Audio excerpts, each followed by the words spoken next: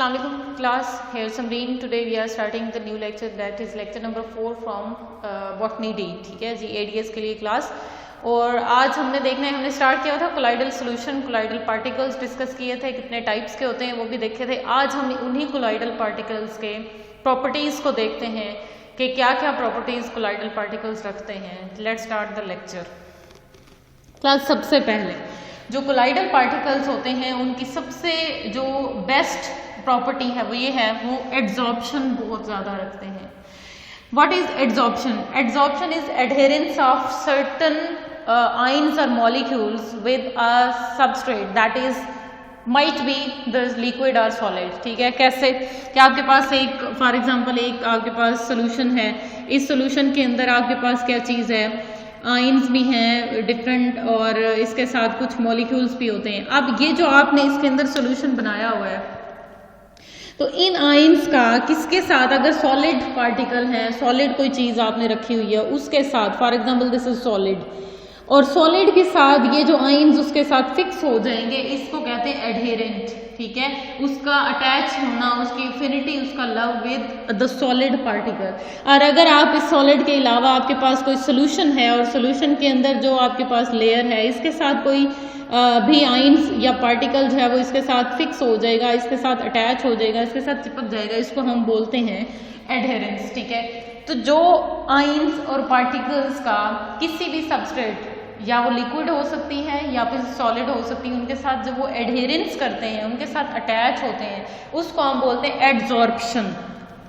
ठीक है क्लास, और एड्सॉर्प्शन प्रॉपर्टी कोलाइडल पार्टिकल्स की बहुत ज़्यादा होती है, क्योंकि कोलाइडल पार्टिकल्स बहुत ज़्यादा अटैचमेंट रखते हैं किसी भी सरफेस के साथ, चाहे वो लिक्विड के अंदर होंगे या फिर सॉलिड के अंदर होंगे। ठीक है जी, अब आ जाते हैं दूसरी एक आपके पास एग्जांपल है, दूसरी प्रॉपर्टी है जो कि है ब्राउनियन मूवमेंट। ब्राउनियन मूवमेंट क्या होती है क्लास? ब्राउनियन मूवमेंट का मतलब है कि जैसे आपके पास एक लिक्विड है, ठीक है, एक लिक्विड के अंदर आपने रखा हुआ है कोई सोल्यूशन, और उस सोल्यूशन के अंदर आपके पास नेकेड आई से तो आपको नजर नहीं आ रहा, लेकिन जब आप उसको किसी भी उसके साथ माइक्रोस्कोप के साथ देखेंगे, वहां पे आपको पार्टिकल्स नजर आएंगे। These are the colloidal particles. ठीक है, नेकेड आई से आपको नजर नहीं आ रहे, बट जब आप इसको कीन ऑब्जर्व करेंगे तो फिर आपको ये नजर आते हैं। इन पार्टिकल्स की मूवमेंट जो है वो डिफरेंट डायरेक्शंस में हो सकती है, यानी रैंडमली मूव करते हैं। रैंडमली मूव करने का मतलब ये इधर भी जा सकता है, इसने इधर भी मूवमेंट शो कर देनी है, इसने ऐसे भी करने, हर साइड से कोई किधर जा रहा होगा, किसी की क्या डायरेक्शन होगी, कोई एक डायरेक्शन नहीं होती, इसको हम बोलते हैं रैंडमली मूवमेंट। ठीक है जी, ऐसे। अब ये जितने भी कोलाइडल पार्टिकल्स हैं उनकी movement not in upside direction, not in down side, not right side, left side, इनकी डायरेक्शन जो है वो रैंडम है। कोई कहीं आपके पास डायरेक्शन में मूव कर रहा है, कोई किसी जगह जा रहा है, तो ये जो इस तरह की मूवमेंट होती है रैंडम मूवमेंट, वो डांसिंग मूवमेंट हम उसको नाम देते हैं। ये जो डांसिंग मूवमेंट है, ये जो रैंडम मूवमेंट है कोलाइडल पार्टिकल्स की, ये एक साइंटिस्ट थे जिन्होंने इसको ऑब्जर्व किया था, उसका नाम था रॉबर्ट ब्राउन। सबसे पहले इन्होंने देखा था, इसलिए इस मूवमेंट को नाम दिया गया ब्राउनियन मूवमेंट। किसके अंदर हो रही है? किसके अंदर हो रही है? एक सॉल्यूशन के अंदर जो कोलाइडल पार्टिकल्स हैं वो मूव कर रहे हैं। जो भी आयन्स एटम होते हैं उनकी मूवमेंट होती रहती है। तो जो आपके पास कोलाइडल पार्टिकल्स होते हैं जब वो रैंडम मूवमेंट शो करते हैं, that is dancing movement, and dancing movement is observed by Robert Brown, and that's why we can say this is the movement of Brownian movement. ठीक है जी, अब आ जाते हैं इसकी, ये हमने डिस्कस कर लिया है टिंडाल इफेक्ट क्या होता है। क्लास, आपके घर में विंडोज़ भी होंगी आपके घर में, जो है वो छोटे छोटे रोशनदान भी हो सकते हैं रूम के अंदर। अगर आप बैठे हैं और उस रूम में लाइट आ रही है, आपने वो रोशनदान खुला रखा हुआ है, तो वो एक लाइट का पाथ बनता है। हमेशा जो भी आपके पास लाइट होती है वो इन द पाथ मूव करती है। तो उस लाइट के अंदर जहाँ से वो पड़ रही होती है ना, आपको लाइट पाथ में मूव कर रही है, वहाँ से आपको अगर आप देखो तो आपको छोटे छोटे ज़रात भी नज़र आएंगे जो आपको वैसे रूम में नज़र नहीं आ रहे होते, लेकिन जैसे ही वो आपकी बीम ऑफ लाइट ट्रेवल कर रही है, उस लाइट के अंदर आपको छोटे छोटे ज़रात जो है वो, जैसे आपके पास होती है डस्ट होती है, डस्ट पार्टिकल जिनको हम बोलते हैं, वो कोलाइडल पार्टिकल्स होते हैं एयर के अंदर, वो आपको नज़र आने लग जाते हैं। और वो नज़र क्यों आए? क्योंकि जब लाइट आपने बीम ऑफ लाइट उसके ऊपर जो है वो आपने थ्रो की है, तो उसकी वजह से वो पार्टिकल्स बड़े होते हैं थोड़े, लाइट को उन्होंने स्कैटर किया, जिसकी वजह से आपको वो अपीयर हो जाते हैं। तो वो जो बात बनता है उसको हम बोलते हैं लाइट, जो कोन बन रही है, टिंडाल कोन बन रही है। अब जैसे फॉर एग्जांपल यहाँ से आपके पास एक जो है वो, जैसे इस तरह आपके पास लाइट का पाथ बनेगा in the form of cone, जो है वो लाइट इस तरह जा रही है, ये सोर्स है, यहाँ से लाइट जो है वो आपने इंसर्ट की है, तो ये लाइट का एक कोन बनता है। इस कोन को आप बोलते हैं टिंडाल कोन, ठीक है। टिंडाल कोन क्यों बोलते हैं? आपके पास एक साइंटिस्ट थे जॉन टिंडाल, ठीक है, उन्होंने इस पाथ को जो है वो डिस्कस किया हुआ है, जिसकी वजह से इस लाइट को हमने, लाइट के पाथ को हमने डिस्कस क्या नाम दिया है? टिंडाल कोन का, ठीक है जी। तो टिंडाल इफेक्ट क्या है? वो कोलाइडल पार्टिकल्स उसको भी फॉलो करते हैं, यानी बीम ऑफ लाइट पास होती है और जो कोलाइडल पार्टिकल्स होते हैं वो अपनी आपको स्कैटर करते हैं, लाइट उसमें से स्कैटर करते हैं, जिसकी वजह से हम बोलते हैं कि जो कोलाइडल सिस्टम है या कोलाइडल पार्टिकल्स हैं उनकी प्रॉपर्टी है टिंडाल इफेक्ट भी वो शो करते हैं। नेक्स्ट आपके पास आ जाता है क्लास प्रेसिपिटेशन। प्रेसिपिटेशन क्या चीज़ है? प्रेसिपिटेशन को सिंपल आप डिफाइन करते हैं, that is the settling down of a substance that is present in certain solution. उसको जो नीचे बैठ जाएगा उसके अंदर, सोल्यूशन के अंदर सब्सटेंस, उसको हम बोलते हैं प्रेसिपिटेट आउट हो गया, प्रेसिपिटेट हो गया, इकट्ठा हो गया, एग्रीगेट बन गया उस चीज का, उसको हम प्रेसिपिटेट बोलते हैं। कैसे? कि आपके पास ये बीकर है, इस बीकर के अंदर सोल्यूशन है और इस सोल्यूशन के अंदर पार्टिकल्स प्रेजेंट हैं। इन पार्टिकल्स का इस सरफेस पे, बॉटम पे सेटल डाउन होना क्या होगा? प्रेसिपिटेशन हो गई है। समझ आ रही है? क्लियर? लेट मी रिपीट कि सबसे पहले आपके पास सॉल्यूशन था, इस सॉल्यूशन में जो पार्टिकल्स थे सस्पेंडेड होने की बजाय वो जब आप थोड़ा टाइम उसको देंगे तो वो नीचे बॉटम पे जो है सेटल डाउन होते हैं। इस सेटलिंग को आप क्या बोलते हैं? प्रेसिपिटेशन हो गई है, या aggregation of particles in bottom. अब हम देखते हैं कि प्रेसिपिटेशन की प्रॉपर्टी इनके अंदर कैसे पाई जाती है क्लास।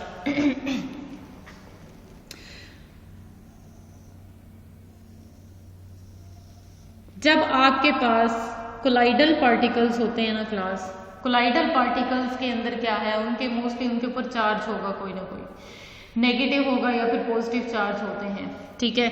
और उन चार्ज की वजह से क्या होगा, कोलाइडल पार्टिकल्स अगर नेगेटिवली चार्ज है, ये कोलाइडल पार्टिकल है, तो जो मॉलिक्यूल्स आयन सॉल्यूशन में प्रेजेंट होंगे उन्होंने क्या करना है, इसके साथ नेगेटिव है तो क्या अटैच हो जाएंगे? Positive ions. जब ये पॉजिटिव आयंस अटैच होंगे तो जो सॉल्यूशन के अंदर नेगेटिव आयंस मौजूद थे उन्होंने एक और लेयर बना देनी है इसके ऊपर। Got point? What is the concept? यानी आपके पास जो पार्टिकल था, कोलाइडल पार्टिकल, उस पार्टिकल के ऊपर नेगेटिव चार्ज था, तो चार्ज होने की वजह से क्या हुआ, उसके ऊपर एक जो सॉल्यूशन के अंदर आयंस मौजूद थे वो पॉजिटिव आयन उसको सराउंड करेंगे, और उनको फिर कौन सराउंड करेगा? नेगेटिव आयन सराउंड करेगा। This is called the double layer. किसकी? इलेक्ट्रोलाइट्स की, चार्जेस की डबल लेयर, यानी एक लेयर पॉजिटिव चार्ज की आ गई, दूसरी नेगेटिव की, तो ये क्या हम बोलते हैं? Double layer.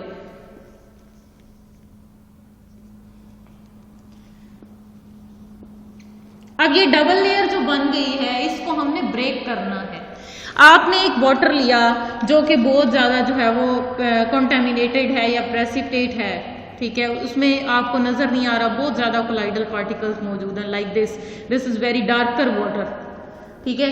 डार्कर वाटर है तो गदला पानी है, टर्बुलेंस बहुत ज्यादा है, उसमें मिट्टी के ज़रात भी होंगे। जब आप उसको मजीद अंदर जाके देखेंगे तो उसमें एल्जी के पीसेस भी होंगे, एल्जी भी होगा, उसमें प्रोटोजोन्स भी होंगे, उसमें बैक्टीरियाज भी होंगे, बहुत ज्यादा चीजें होंगी। तो वो सारे जो बैक्टीरिया, एल्जी हैं, आपके पास जितनी भी चीजें हैं वो सारी कोलाइडल पार्टिकल्स हैं क्लास। उन कोलाइडल पार्टिकल्स को आपने इस वाटर को प्योरीफाई करना है, वो निकालने हैं, उनको सेटल डाउन करना है, इस वाटर को प्योर करना है। अब क्या होगा, ये आपने याद रखना डबल लेयर क्या होती है। इसी बीकर के अंदर हम जब देखते हैं तो आपको ऐसे करके ये पार्टिकल, फॉर एग्जांपल ये एक आपके पास इसमें एक पार्टिकल है, ठीक है, और ये क्या था, नेगेटिवली चार्ज। इसके ऊपर आयंस जो आएंगे वाटर के वो क्या होंगे, पॉजिटिवली चार्ज।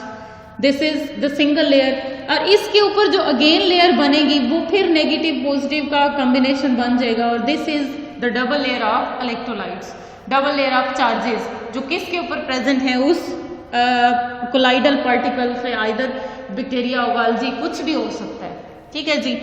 आपने क्या करना है, इस वाटर को प्योरीफाई करना है, आपने इसमें से ये कोलाइडल पार्टिकल्स को सेटल डाउन करना है, लेकिन वो तब होगा जब ये जो उसके ऊपर डबल लेयर है वो खत्म होगी। इसके लिए आप क्या डालते हैं, इसके अंदर कुछ इलेक्ट्रोलाइट्स को डालते हैं, और इलेक्ट्रोलाइट्स की एग्जांपल में हम फॉर एग्जांपल एक केमिकल डाल रहे हैं एलम, ठीक है, एलम मोस्टली फिटकड़ी है, और एलम को जब आप डालेंगे वाटर को प्योरीफाई करने के लिए, आप चाहते हैं कि उसमें से जितने कोलाइडल पार्टिकल्स हैं वो नीचे बैठ जाएं, तो एलम जो है वो आपने डाली है। एलम को जो आपके पास मोलिकुलर फार्मूला होता है वो Al2SO4 थ्राइस होता है, ठीक है। ये आपने इसके अंदर डाला, जैसे ही आप इसके कुछ ड्रॉप्स डालेंगे, ये ड्रॉप्स इसने डाले, तो आपने इस ड्रॉप डालने के बाद उस बीकर को स्टिर करना है, उस बीकर के अंदर आपने सोल्यूशन को मिक्स करना है। विद इन 5 मिनट्स आपने उसको सेटल डाउन होने देना है। तो आपके पास जो रिजल्ट आएगा ना class, late me show in the second beaker in second diagram. इसके अंदर जो आपको रिजल्ट नजर आएगा वो क्या होगा कि जैसे आपने सोल्यूशन डाला एलम का, आपने एलम डाला केमिकल, उसने क्या किया, इस डबल लेयर को तोड़ दिया, हटा दिया। जब डबल लेयर हट जाएगी ना क्लास, तो क्या होगा, उस एलम ने इसको सराउंड कर लेना है, ये आयंस फ्री हो जाएंगे, और आयंस फ्री होंगे तो इसके ऊपर क्या अटैच होगा, जो आपने एलम डाला वो इसके ऊपर आके अटैच हो जाएगा। अब डबल लेयर हट गई, ये आयंस किसके साथ, ये वाला इलेक्ट्रोलाइट किसके साथ अटैच हो गया, जो आपने केमिकल डाला इलेक्ट्रोलाइट के साथ। जैसे इलेक्ट्रोलाइट के साथ अटैच होगा, इसकी वजह से ये सारे के सारा जितने पार्टिकल्स थे वो सारे सेटल डाउन हो जाएंगे, प्रेसिपिटेट आउट हो जाएंगे, बैठ जाएंगे, कोगुलेट हो जाएंगे, एग्रीगेट हो जाएंगे इन द बॉटम, और आपके पास जो वाटर होगा वो प्योरीफाई हो जाएगा या क्लियर हो जाएगा, that in which the colloidal particles are now removed due to addition of certain electrolyte, that is Al2SO4 thrice। ठीक है जी।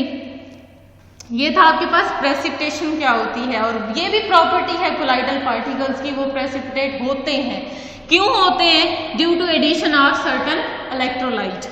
और इसी को हम मोस्टली यूज भी करते हैं कि जैसे हमारे पास वाटर आ रहा है जहाँ पे पानी साफ पीने के लिए नहीं मिल रहा, वहाँ पे हम जो टर्बुलेंट वाटर होता है उसको हम यूज करते हैं टू क्लियर द वाटर, और इनमें कुछ केमिकल डाल के वाटर को क्लीन करते हैं, फिर हम वो नॉर्मल जो है वो यूजेज के लिए यूज कर रहे होते हैं। नेक्स्ट आपके पास जो प्रॉपर्टी है वो है electrical properties. Electrical properties what it means, आपके पास, मैंने आपको पहले बोला, कोलाइडल पार्टिकल्स पे कोई ना कोई चार्ज जरूर होता है, या वो पॉजिटिव होगा या वो नेगेटिव होगा।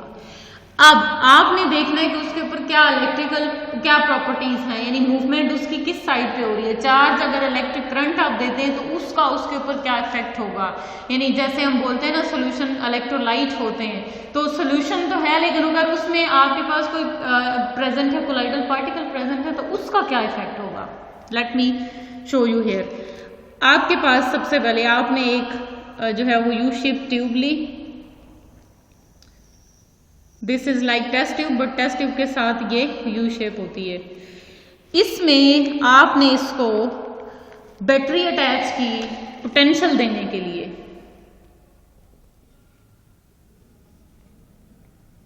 ठीक है जी, इलेक्ट्रिक करंट देने के लिए। इसके बाद आपके पास ये साइड क्या होगी, नेगेटिव चार्ज है तो यहाँ पे क्या प्रेजेंट होगा, कैथोड, और पॉजिटिव साइड है तो क्या प्रेजेंट होगा, एनोड। आपने इसकी साइड पे यहाँ पे आपने रखा कोलाइडल पार्टिकल्स ढेर सारे। फिर आपने क्या करना है, यहाँ से आपने इनपुट देना है, यानी पोटेंशियल जो है वो स्टार्ट कर देना है। जैसे आप इनपुट देंगे, अब होना क्या चाहिए, आपने चार्जिंग कोलाइडल पार्टिकल का चार्ज देखना है। कैसे कि जब ये नेगेटिवली चार्ज होते तो ये नेगेटिव को रिपेल करेगा, तो सारे के सारे जितने पार्टिकल्स हैं उनकी डायरेक्शन मूवमेंट किधर होगी, टुवर्ड द एनोड। क्योंकि ये अगर नेगेटिव चार्ज थे तो ये पॉजिटिव की तरफ मूव करेंगे, और अगर ये पॉजिटिवली चार्ज होते तो ये इधर से यहाँ से ये मूव ही ना कर सकते, क्योंकि आपने पोटेंशियल दिया है। पोटेंशियल दिया है तो नेगेटिव को रिपेल करेगा, इसलिए इन पार्टिकल्स की मूवमेंट टुवर्ड पॉजिटिव साइड होगी, टुवर्ड एनोड होगी। और अगर आपके पास ये नेगेटिवली चार्ज ना होते, पॉजिटिवली चार्ज होते, तो फिर पॉजिटिव नेगेटिव अट्रैक्ट करता और यहाँ से ये कोलाइडल पार्टिकल्स मूव नहीं थे कर सकते, यहाँ से इनका जो स्प्रेड है, इनकी जो मूवमेंट है टुवर्ड एनोड नहीं होती। This is electrical property. इसी वजह से हम बोलते हैं कि जो कोलाइडल पार्टिकल है, जैसे पहले ही आपके साथ डिस्कस हुआ है कि उसने 2 लेयर्स बना लेनी होती हैं, उसके ऊपर आइंस ने, वो डबल लेयर की वजह से ही वो आपके पास क्या है, आइन सारे के सारे उसके साथ अटैच हो जाते हैं, जिसकी वजह से आपको मोस्टली टर्बिडिटी नजर आती है, वाटर जो है वो गदला नजर आता है। उसके बाद क्लास आती है फिल्ट्रेशन, एक प्रॉपर्टी। कोलाइडल पार्टिकल्स फिल्टर भी हो जाते हैं। फिल्टर पेपर से फिल्टर नहीं होते, क्योंकि ये आपके पास नेकेड आई से आपको नजर नहीं आते, बट जब आप उसको जो है वो अल्ट्रा स्ट्रक्चर उसका देखेंगे उस सॉल्यूशन में, तो फिर आपको पार्टिकल्स नजर आना शुरू हो जाते हैं। तो जो फिल्ट्रेशन है, एक मेम्ब्रेन होती है जिसको हम नाम देते हैं, उसमें छोटे छोटे से पोर्स होते हैं। फिल्टर पेपर से भी आगे फिल्ट्रेशन तक जाएंगे तो इस मेम्ब्रेन को आप नाम देते हैं पार्चमेंट मेम्ब्रेन। जब आपने कोई भी सॉल्यूशन, यानी ट्रू सॉल्यूशन और कोलाइडल सॉल्यूशन अलग करने हैं, या ट्रू सॉल्यूशन के अंदर से कोलाइडल पार्टिकल्स अलग करने हैं, तो फिर आपके पास क्या होता है, वो पार्चमेंट मेम्ब्रेन आपने लगानी है। जैसे आपके पास एक बीकर है, इसमें आपने पार्चमेंट मेम्ब्रेन रखी, यहाँ पे आपने सॉल्यूशन डाला, तो जो ट्रू सॉल्यूशन होगा वो आपके पास नीचे यहाँ से निकल आएगा, जो उसके ऊपर बच जाएंगे वो क्या होंगे, सारे के सारे कोलाइडल पार्टिकल। तो इनकी ये खसूसियत है कि वो पार्चमेंट मेम्ब्रेन के अंदर से फिल्टर नहीं होते। नेक्स्ट आपके पास है जी फेज रिवर्सल क्लास। ये भी इंपॉर्टेंट प्रॉपर्टी है। फेज रिवर्सल का मतलब ये होता है कि ये एक स्टेट से दूसरे स्टेट में चेंज हो सकते हैं। जैसे अगर आपके पास, यानी हमने 2 स्टेट पढ़ी थी, जेल है या फिर सोल है। जेल आपके पास विस्कस होता है, सोल नॉन विस्कस होता है, तो दोनों में कोलाइडल पार्टिकल्स होते हैं। अब आते हैं कि जो जेल कंडीशन होती है, यानी आपके पास अगर अगर आपके पास टेम्परेचर कम है तो वो क्या चीज़ होगी, जो भी चीज़ें, जो भी कोलाइडल पार्टिकल्स हैं वो क्या होंगे, जेल फॉर्म में चेंज हो जाएंगे। लेकिन जब आप उसको टेम्परेचर देंगे तो वो क्या होगा, लिक्विड फॉर्म में चेंज होगा, दैट इज सोल। कैसे, जब ये सोल, इसको आपने कूल किया तो चेंज हो गया जेल के अंदर, this is gelation, formation of gel. और जब आपने जेल को हीट किया तो it will convert into sol, that is liquid formation, और this process is known as solation, formation of sol. तो ये जो इंटरचेंज है, फेजेस का इंटरफेज आता है, यानी उसमें फेज रिवर्सल आ रहा है, इसकी प्रॉपर्टी की वजह से बहुत सारे ऐसे फंक्शंस हैं जो नेचर के अंदर हो रहे हैं। तो आपके पास ये कोलाइडल जो पार्टिकल्स थे उनके कुछ करैक्टरिस्टिक्स आपके साथ या प्रॉपर्टीज आपके साथ शेयर की हैं। आप देखते हैं कि जो सिग्निफिकेंस हैं कोलाइडल पार्टिकल्स के, कोलाइडल सॉल्यूशंस के, वो क्या होते हैं। सबसे पहला सिग्निफिकेंस बायोलॉजी के अंदर क्या है, वो है प्रोटोप्लाज्म। आपको पता है क्लास, हमारे पास एक सेल है, अगर वो प्रोकैरियोट है उसमें न्यूक्लियस नहीं होगा, उसमें सिर्फ साइटोप्लाज्म होगा, सेल के अंदर का लिक्विड मटेरियल। और अगर वो यूकैरियोट है तो उसमें एक न्यूक्लियस भी होगा। अब ये मटेरियल, लिक्विड मटेरियल और ये वाला मटेरियल दोनों एक दूसरे से अलग हो गए। इसको हम बोलते हैं साइटोप्लाज्म और इसको हम बोलते हैं न्यूक्लियोप्लाज्म। अब इन दोनों को, nucleoplasm plus cytoplasm is equal to protoplasm. तो प्रोटोप्लाज्म के अंदर जो है वो आपके पास कोलाइडल पार्टिकल्स होते हैं। कुछ ऐसे आयंस और मॉलिक्यूल्स होंगे जो छोटे होंगे, जो बिल्कुल उस लिक्विड वाटर के अंदर जो है वो डिसॉल्व हो चुके हैं, लेकिन कुछ ऐसे होंगे जैसे प्रोटीन्स हैं, जैसे लिपिड्स हैं, वो जो हैं वो इस सॉल्यूशन के अंदर आपको कोलाइडल नजर आएंगे, सस्पेंडेड नजर आएंगे। तो इस वजह से हम बोलते हैं कि जो प्रोटोप्लाज्म है the true example of colloidal solution. ठीक है जी, इन बायोलॉजी। अगर ये आपके पास कोलाइडल नेचर में ना होते तो फिर साइटोप्लाज्म के अंदर जितने रिएक्शंस हो रहे हैं वो भी पॉसिबल नहीं होते। देन आपके पास आ जाता है बफरिंग। बफरिंग क्या, बफर क्या होता है क्लास? बफर एक ऐसा सब्सटेंस है that resist the change in pH. What is pH? PH is the concentration of hydrogen ion, negative log of concentration of hydrogen ion. Hydrogen ion को जब concentration आती है तो बनती है आपके पास पीएच, और पीएच को रेजिस्ट करना है अगर चेंज को, तो उस सब्सटेंस को आप बोलते हैं बफर। तो colloidal particles act as buffers. कैसे? वो आप देखो कि ये आपके पास एक सेल है और सेल के अंदर जो है वो डिफरेंट एरियाज में डिफरेंट काम हो रहे होते हैं। यहाँ पे पीएच जो है वो एसिडिक हो गई, यहाँ पे ऐसा रिएक्शन हो रहा है जो एसिडिक पीएच के अंदर हो रहा है, उससे थोड़े डिस्टेंस पे जो है वो पीएच आपको चाहिए है बेसिक। थोड़े डिस्टेंस पे वो पीएच क्या हो गई है, बेसिक हो गई। अब आपके पास क्या है कि ये एसिडिक, ये बेसिक, अब इन दोनों के अंदर ये पीएच चेंज हो रही है, तो पीएच चेंज होने की वजह से कॉन्टिन्यूस चेंज हो रही है, इसके जो ग्राउंड है, जो साइटोप्लाज्म है, उसके ऊपर इफेक्ट आ सकता है। तो जो कोलाइडल पार्टिकल्स इसके अंदर मौजूद हैं वो इसका इफेक्ट इस पूरे जो साइटोप्लाज्म है उसके ऊपर नहीं होने देता। बेसिक मीडियम का इफेक्ट, बेसिक पीएच का इफेक्ट साइटोप्लाज्म पे नहीं होता, जो इन दोनों की वजह से साइटोप्लाज्म की ओवरऑल पीएच चेंज हो रही है उसको रेजिस्ट करता है। और ये आपके पास क्या है, that's why we can say that this colloidal particle that are present in the cell act as buffer. उसके बाद आपके पास आता है साइक्लोसिस अमीबाइड मूवमेंट। साइक्लोसिस होती है स्ट्रीमिंग मूवमेंट। स्ट्रीमिंग मूवमेंट का मतलब जैसे एक नदी में पानी बह रहा होता है, बिल्कुल वैसे ही सेल के अंदर कॉन्टिन्यूसली सेल के अंदर जो है वो पानी इन मूवमेंट होता है। पानी फिक्स नहीं होगा, स्टेगनेंट नहीं होगा, फिक्स नहीं हो जाता एक जगह पे, बल्कि कॉन्टिन्यूसली मूव करता रहता है। जिसकी वजह से क्या होता है कि वो जो उसके अंदर जो केमिकल्स होंगे, जो आयंस या जो भी आपके पास मटेरियल है, वो इसके साथ या इसके साथ फ्यूज होना है, उसके वजह से रिएक्शन जो है वो उसके अंदर कैरी ऑन होते हैं। अब आ जाते हैं क्लास कि ये साइक्लोसिस मूवमेंट में कोलाइडल पार्टिकल्स कैसे हेल्प करते हैं।